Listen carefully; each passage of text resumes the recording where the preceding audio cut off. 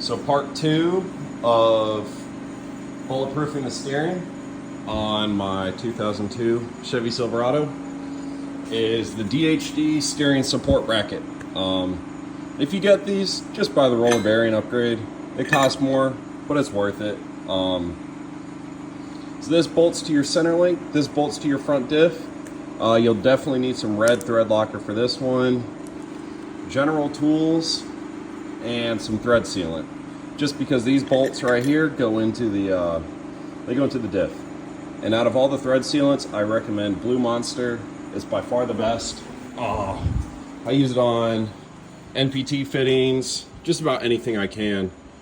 This stuff right here, it's incredible. This is real good stuff. And jack stands, of course. So I'll walk you through it.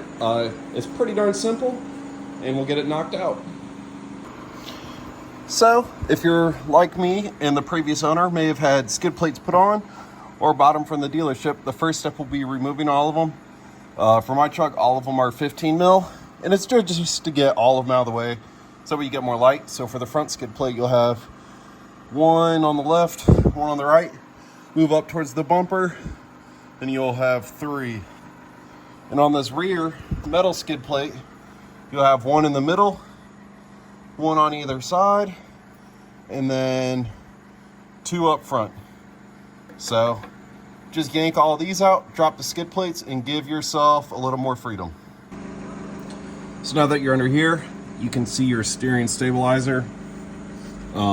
This gets removed off of the truck, and then you'll remove these cotter pins right here with some needle nose pliers. You can tell I have a little oil leak, but I'm replacing the oil pan. The oil leak was from an old turbo drain line, which I did fix. So now we're just in the process of putting a new oil pan on and taking care of some other stuff at another date. And then these 2 bolts right here, which are on your front diff actuator, if you see right here, and these will go to the support that ties into the center link. So let's go ahead and remove the steering stabilizer. So after you pull those out, you're left with your stud that the steering stabilizer went on. And for me, I'm actually just gonna take an angle grinder and just chop this off right here. I'll do my best to pull it out, but I'm not too confident that that's gonna work with how long this thing's actually been in the truck. And I'm gonna take a paper towel and wipe this down so I stop greasing up everything I touch. So now that we got that stud cut off, we can push that to the side with crap we don't need. It's not going where we're going. So now you get back to your cotter pins, where you'll just pull these right out with some needle nose. We have one on each side. This one looks to be bent up. Get my hand around here so I can show you. This one's bent up a little bit more, but still not an issue. I think it'll come right out. Sorry about that. Yeah, it's tough filming and working at the same time, but pulled out. And so now we'll get, I believe it's a 19 mil. I can check for you though. And by the way, the steering stabilizer stuff was all 18 mil. This actually looks like it's a 20 or a 21. But yeah, I'll pull these off and I'll tell you what socket size it is after I pull them off. So these were 21 mils. Well, it was super interesting. I used my 1/2 inch. It says the factory torque is 180 foot-pounds. I'd say these were probably in with like 30 foot-pounds. I didn't have to give it much muscle to take them off. All right, but next up, you will get the DHD. Where is it at? DHD brace. And let's see, flash isn't coming on, but oh man, I'm tight. Say that again. And you will slide it over these studs right here. And then you'll tighten it in from there. And it'll be extremely close to the front differential, but that's where the bearing comes into play, because the original just rubs on the front diff, but with the bearing upgrade, it actually rides on a bearing instead. So now you'll put on as much red Loctite as you can onto these nuts and tighten them down to what you think is 180 foot-pounds, aka as much ugga-dugga as you can put into it. I'll get back to you after that's done. So working up here in these tiny gaps, I couldn't fit any of my 1/2-inch tools into here.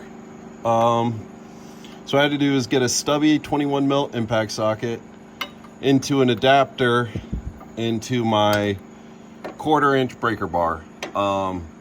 Basically just putting as much oomph into it as possible. Obviously making sure that this will never go anywhere in the future. That's the main goal. So now we're moving on to the bearing upgrade part of the kit. Sorry for saying so much. It's kind of late at night. But this will go on to these 2 bolts right here. You'll pull both of those off. This will go here and it'll ride directly on that bearing back and forth. Pretty self-explanatory. So we'll yank these out, put a bunch of thread sealant on the new ones, and torque those down to 33 foot-pounds. So you got these 2 bolts removed now. Let's see if I can set you down. So we're both in there. That one's good. So the last thing you have to do is cut these lower control arm bolts. You'll basically cut them flush with the frame, because this bar will actually come in contact with them. And a lot of people say this happens, but they don't realize that the steering arm, as it pivots, it extends out and it will nick these. So if you just cut these flat, you'll never have to worry about it. Then you can lower the truck, put the skid plates back on, and you got yourself basically bulletproof steering, especially if you have, you know, a nice tie rod end. These are rare parts. These things are basically indestructible. A good intermediate shaft, as I showed in the previous video. A decent steering box, which I might make a video on how to adjust a steering box just to tighten it up a little bit, get a little bit more life out of it. Then in the future, we'll be putting a new lower control arm brace in. DHD also makes that. Incredible product. And upper control arm bushings. And then in the future, we'll do lower control arm bushings, but I'm waiting to do my own coilover setup. So that way I only have to pull the lower control arms off once. But yeah, that's how you do it. Skid plate back on. Steering bracket here. This control arm bolt cut. Other control arm bolt cut. New tie rods. Looking good. Looking good. Just so everyone knows, this is why you cut that bolt. See, that'd be slapping it right there. Let's see, the brace is in there, doing its job. This is not for leveled applications. It's only for keys. You can turn the keys up a tad, but I don't recommend it. Flat CVs, flat tie rods, that's power. That'll get you transferred without towing in.